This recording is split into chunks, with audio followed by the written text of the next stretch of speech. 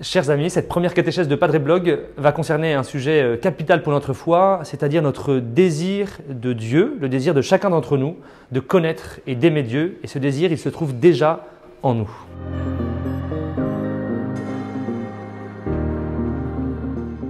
Alors, il y a plusieurs manières de parler de notre foi en Dieu. Et en fait, une des plus belles manières, c'est de parler de ce désir qui existe en chacun d'entre nous de connaître la vérité. Alors, on a tous fait l'expérience, cette belle expérience de un jour rencontrer quelque chose de vrai, découvrir quelque chose de vrai. Et cela nous a sans doute procuré une certaine joie. Mais sans doute qu'on a fait aussi cette expérience que cette joie restait encore insatisfaisante, qu'elle ne nous envahissait pas complètement. Notre esprit, qui est en recherche de vérité, reste comme insatisfait de cette vérité déjà trouvée et repart tout de suite en quête d'une autre vérité. De même, notre volonté est à la recherche du bien, ce qui va nous faire du bien et le bien qu'on peut apporter au monde. On a tous fait l'expérience de bonnes choses dans notre vie et pourtant, une certaine insatisfaction demeure. Notre volonté se remet à la quête du bien. De la même manière, notre affectivité, on pourrait dire tout notre être, est à la recherche de ce qui est beau, de ce qui est esthétique et à chaque fois qu'on a fait une expérience du beau, devant un beau paysage, devant un beau visage, devant une belle œuvre d'art, eh bien nous avons reçu une certaine joie et pourtant tout notre être est encore assoiffé de beau. Vous l'avez compris, il y a quelque chose en chacun d'entre nous qui nous pousse à chercher le vrai, le bien et le beau et qui nous pousse à le chercher hors de ce monde, à chercher quelque chose de plus grand que ce monde, quelque chose qui le transcende infiniment.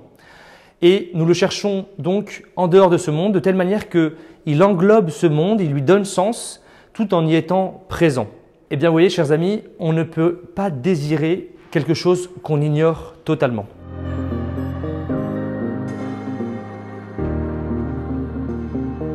Ainsi on connaît déjà le bien, le beau et le vrai. Il y a quelque chose qui nous attire vers eux et qui fait qu'on les connaît déjà. Si on les ignorait totalement, on ne pourrait pas les désirer comme on les désire du fond de notre être. Eh bien en fait, ce désir, il pointe exactement vers Dieu. Dieu, c'est ça, c'est ce bien que je cherche, cette vérité à laquelle j'aspire, cette beauté que je désire. Voyez, tout ce qui est bon, vrai et bien découle de cette grande source du bien suprême, de la vérité parfaite et de la beauté qui est à l'origine de toutes les beautés. Je vais vous prendre un exemple. Je ne peux pas désirer ce que je ne connais pas.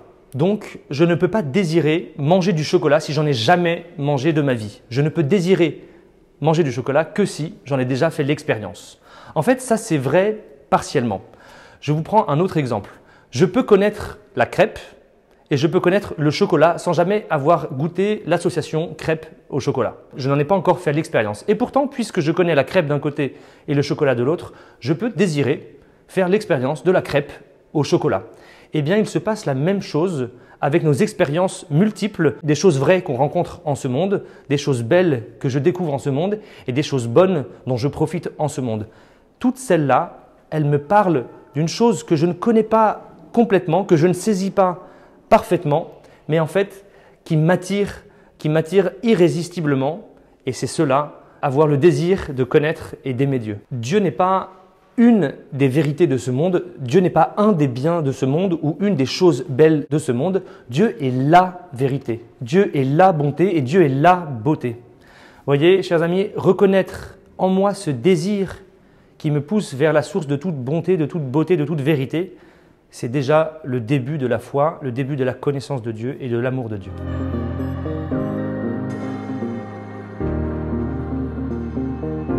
Ce désir qui nous fait chercher Dieu du plus profond de notre être et qui est inscrit en nous, on peut le voir aussi comme une trace ou comme un vestige que Dieu a laissé au moment où il nous a créés.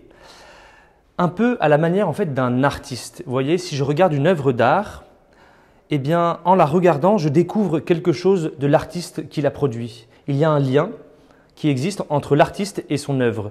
L'œuvre de l'artiste dit quelque chose et laisse transparaître quelque chose de cet artiste qui l'a façonné. Eh bien, puisque la création se présente devant nos yeux, en la regardant, je peux voir quelque chose de la grandeur et de l'amour de Dieu pour cette création. Le plus fabuleux, c'est qu'en me regardant moi-même, ou plutôt en descendant dans mon intériorité, je suis aussi, d'une certaine manière, sur une piste qui me mène vers Dieu. Voyez comme Dieu est doux et délicat dans sa manière de procéder avec nous. Il laisse en nous une trace, un vestige de son action, comme un début de piste pour nous tourner vers lui, si bien qu'il respecte infiniment notre liberté et ne nous contraint en rien. En revanche, celui qui veut le chercher sait d'où commencer pour aller vers lui.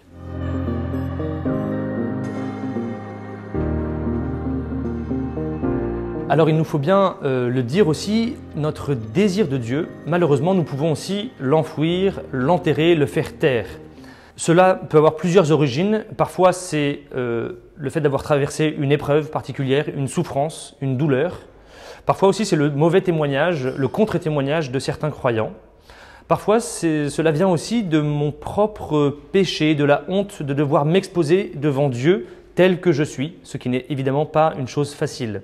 Mais voyez, ce qui est sûr, c'est que Dieu, en se manifestant, soit par notre propre désir de lui, qu'il suscite en nous, soit par d'autres voies, eh bien, respecte toujours infiniment notre liberté, si bien que aimer Dieu, croire en lui, le désirer, le rencontrer, le connaître, cela ne sera jamais un acte contraint ou forcé, mais découlera toujours d'un choix libre qui vient de mon être.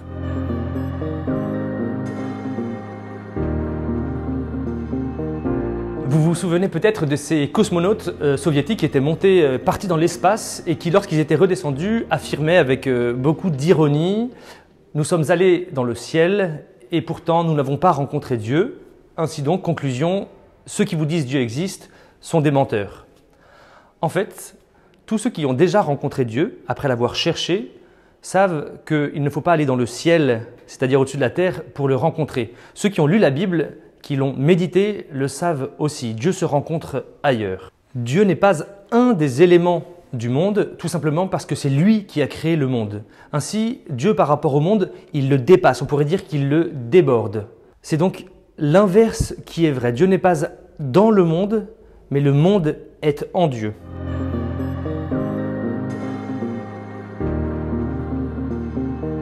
Il y a parfois, pour faire grandir notre foi, un obstacle majeur à dépasser.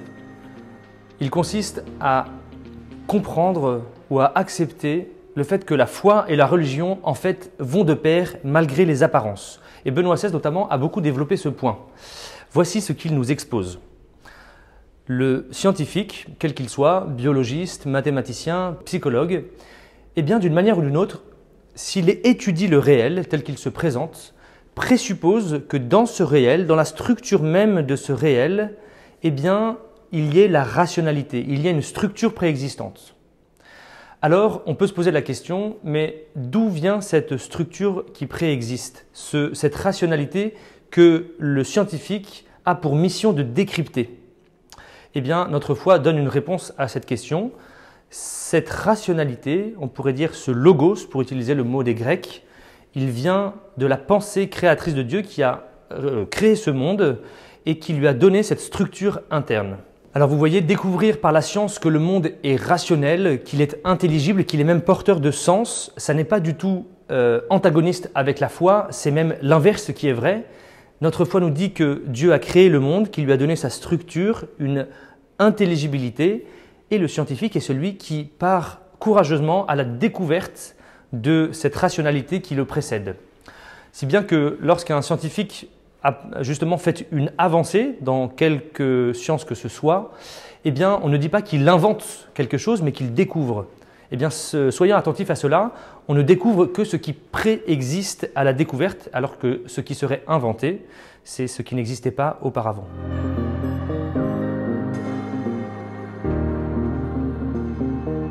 L'homme qui cherche Dieu découvre en fait des voies d'accès vers Dieu. La tradition qui nous précède a identifié ce qu'elle a appelé des preuves de l'existence de Dieu.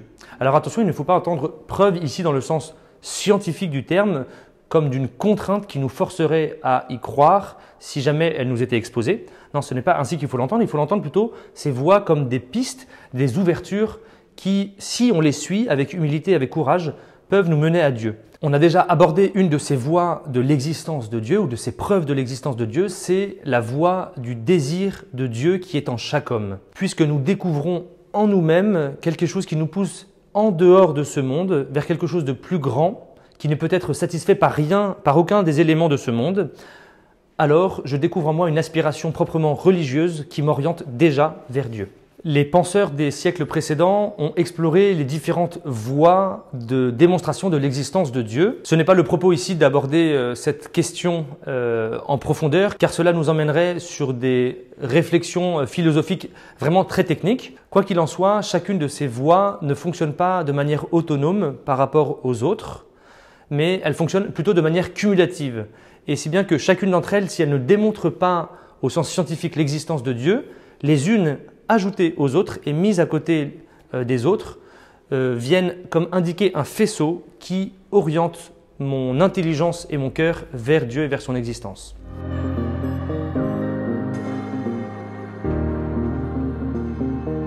Alors quand on cherche Dieu, en fait la chose la plus importante à savoir, c'est que lui, Dieu, nous a déjà trouvés. Alors que nous pensons loin de lui, lui est déjà là, à nos côtés. Il nous aime, il nous attire et il nous appelle vers lui. Une autre chose à savoir, c'est que Dieu est beaucoup plus grand que nous.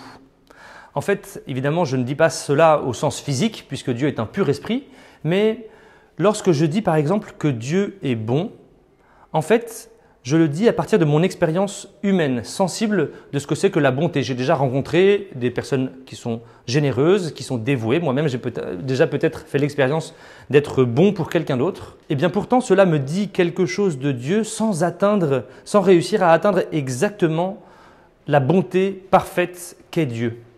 Il y a comme une espèce de disproportion entre l'expérience que je peux faire ici-bas et qui me dit quelque chose de Dieu et Dieu lui-même, qui sera toujours au-delà. C'est cela que j'entends quand je dis que Dieu est plus grand que nous et que notre propre esprit et que notre propre expérience. Cela est vrai aussi pour la justice de Dieu, pour son amour, pour sa miséricorde, et cela est vrai même pour l'être de Dieu. Je sais ce que c'est que exister sur cette terre, j'en fais l'expérience, je vois d'autres êtres exister, mais en fait, l'être en Dieu est bien plus grand que tout ce que je peux imaginer sur ce que c'est que être ou exister. En fait, on dit qu'on ne peut parler de Dieu que par analogie, c'est-à-dire en partant de notre expérience sensible, notre langage exprime ce que nous voyons, ce dont nous faisons l'expérience, et ensuite le projette sur Dieu. Mais on voit bien que, en faisant cela, notre langage, d'une certaine manière, reste trop pauvre, trop indigent, trop insignifiant devant la grandeur, la sublimité, pourrait-on dire, et la majesté de Dieu. Ceci dit, il nous faut tout de même tenir le fait que, puisque nous n'avons que ce langage pour parler de Dieu, eh bien, à travers ce langage, nous arrivons tout de même à atteindre quelque chose de Dieu. Alors, du coup, on peut se poser la question suivante, mais que peut-on dire exactement de Dieu à travers notre langage si pauvre, sans défigurer l'image de Dieu ?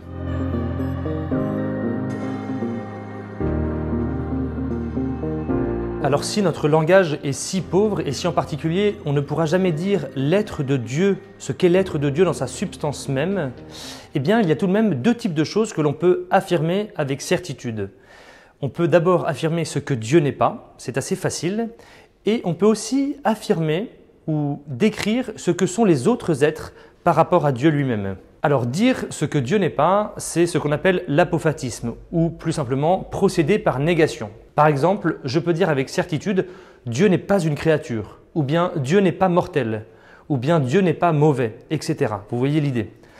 Il y a d'autres choses que je peux dire en forçant un peu le trait. Je peux dire par exemple « Dieu n'est pas bon ». Pourquoi est-ce que je peux dire ça ? Non pas que Dieu ne serait pas bon en lui-même, mais parce que quand je dis que quelque chose est bon, je le fais en référence aux créatures que je connais. Je connais un homme bon, un acte bon. Si bien que quand je dis « Dieu n'est pas bon », en fait, je ne dis pas que Dieu n'est pas bon, je dis que Dieu est d'une bonté qui dépasse toute expérience de bonté dont je ferai l'expérience ici-bas. De même, je peux dire que Dieu n'est pas vrai, que Dieu n'est pas juste, etc. pour marquer l'extraordinaire différence qu'il y a entre ce qui se passe en Dieu, les qualités et les perfections de Dieu, et celles des créatures. Mais attention, en nous aventurant sur ce chemin, il ne faudrait pas tomber dans un relativisme absolu qui dirait qu'on ne peut rien dire sur Dieu et que tout ce qui n'est pas Dieu n'a pas de valeur. En fait, nous l'avons dit tout à l'heure, chaque être est une créature de Dieu et donc en cela porte une certaine empreinte qui nous parle de Dieu. On pourrait dire que chaque être participe de la nature divine, participe de son Créateur. Je vous donne un exemple. La bonté d'un homme n'est rien à côté de la bonté de Dieu qui est infinie, incommensurable et insurpassable. Donc, elle est infiniment inférieure. Et pourtant, cette bonté de cette créature, de cet homme, puisqu'elle vient de Dieu, eh bien, d'une certaine manière, elle a quelque chose en commun avec la bonté de Dieu. On dit qu'elle participe de la bonté de Dieu. Si bien qu'en voyant la bonté d'un homme, certes, je ne vois pas encore la bonté qu'est Dieu, et pourtant cette bonté, cette perfection de cet homme-là me dit quelque chose de son Créateur. Ce qui vaut pour les perfections, c'est-à-dire pour nos qualités qui disent quelque chose de Dieu, vaut aussi pour les êtres. En voyant un être, je vois quelque chose de l'être de Dieu, de l'existence même de Dieu, qui est bien sûr supérieur, mais dont chaque être, et moi en particulier comme vous, participe à sa manière et donc nous oriente à sa manière vers Dieu.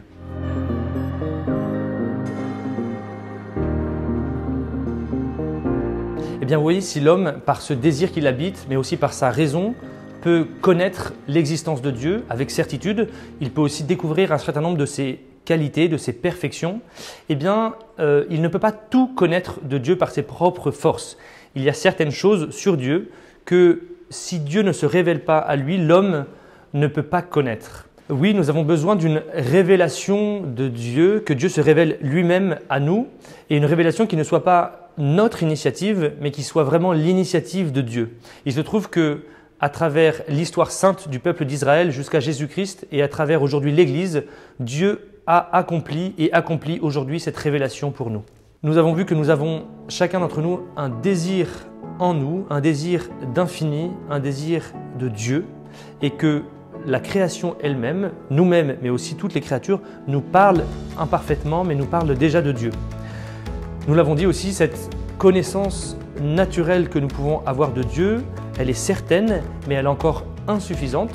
Il faut que dans l'histoire, à travers l'histoire de l'humanité, à travers l'histoire de chacun d'entre nous, Dieu se manifeste pour qu'il nous dise qui il est. Et bien cette révélation que Dieu a accomplie dans l'histoire des hommes et dans l'histoire de chacun d'entre nous sera l'objet de nos prochaines catéchèses. À très bientôt sur Padre Blog.